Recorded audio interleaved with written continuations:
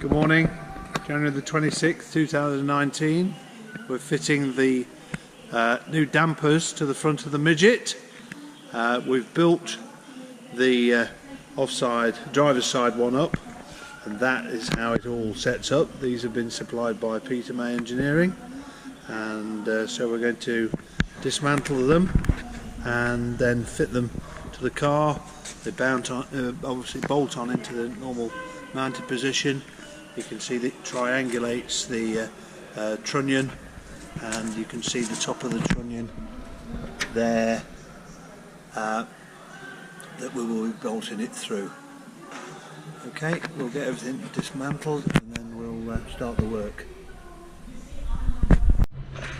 Originally we had the aluminium bar which bolted through the side of the damper straight through there, but that used to leak slightly because it had to have a seal. This new design has this bracket that uses the mounting bolts. They give you longer mounting bolts with the kit that then you bolt it onto the normal mounting points, and it all triangulates nicely. So we're about ready to fit it now.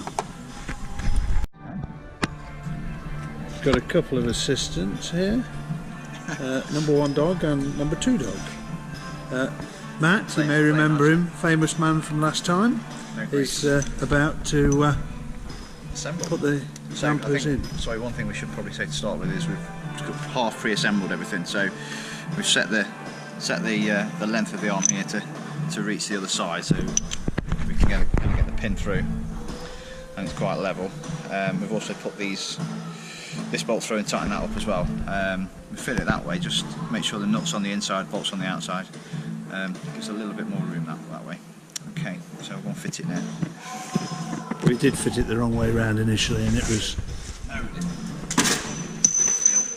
Good start. Yeah, that's damaged that. Scratches.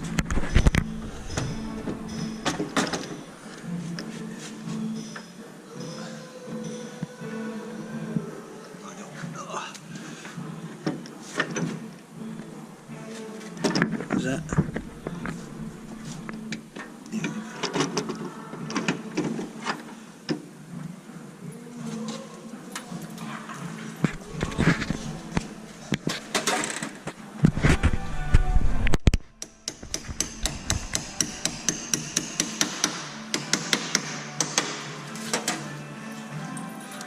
So we'll just start more to start with now. Get it all lined up, we're going to tighten them up fully at the end.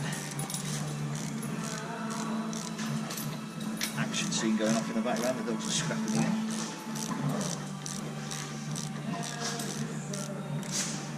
Of an evening we often have betting down here. Yeah, cockfighting. We've got a couple of soft toys that they tear apart.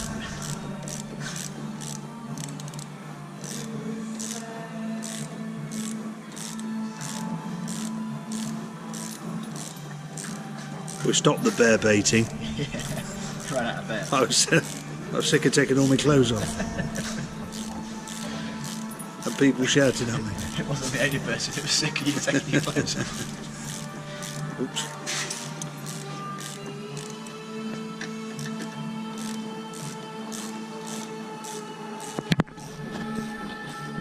We'll continue to tighten these down, and we'll start on the trunnion side. Right, we've lifted it up in the air a bit to make it a bit easier, and Trying to lift the bottom up, but it's not. I think we have to bring it out to meet it there.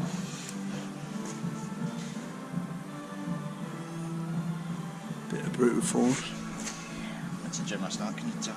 I do the ignorant side of things.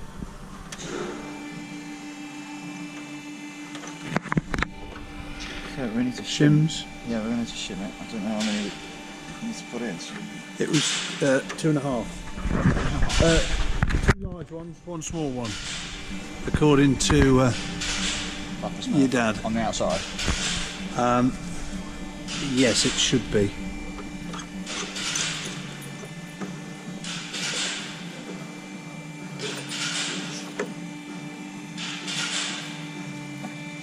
Turn that a bit more, I think.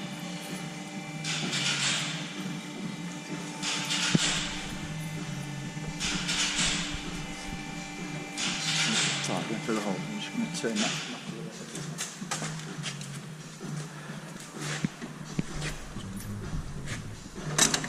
Haha, it all falls down.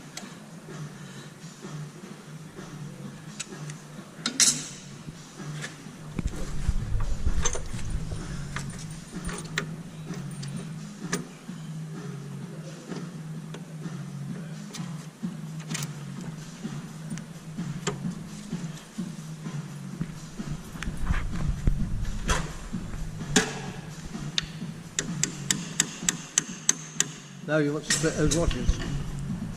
Oh, that's what we're talking about, really. Sure. False information. Right, with a bit of jiggery pokery, we managed to get the pin through both the trunnion and the other side of the bar. One thing we found is that you've got to tap the far bar, this one here, in to the trunnion before you try and put the pin through. You've got to make sure you've got your spacers in, but if you don't do that, but make sure that's close, as close as possible, otherwise the pins don't line up. The pin doesn't line up with the holes. But that is about it this side. So we're going to fit the other side, and then we're going to pop the gearbox in, rebuild the engine. We're missing the lock bolt here as well, aren't we? We are. So we'll fit that afterwards when we. We'll need to just loosen it. €5.16 now. Yeah, cable tie. We could use cable tie. A bit of glue, grease. Put some grease. Right. Yeah, we don't normally put grease in. We had a lot of complaints last time about no grease. Right. Cheers. Too much friction. Right, this is the gearbox we're about to fit. It's been refurbed by Keith Calver. All it required was a selector fork, 3rd and 4th. Other than that, it should be good to go. And you'll see we've got a breather on the filler. Not sure quite how much that does if the oil's surging around, but the pipe goes right up to where the battery box would normally sit. This is a dog box, which is a straight cut box, but slightly different. I'm not 100% sure what the difference is, but it's supposed to be stronger, and you don't need to use the clutch, but I always do for longevity. It's got a roller release bearing, which you can fit on. Normal one reduces obviously the drag of the carbon one they normally fit. Okay, we're popping that in a bit.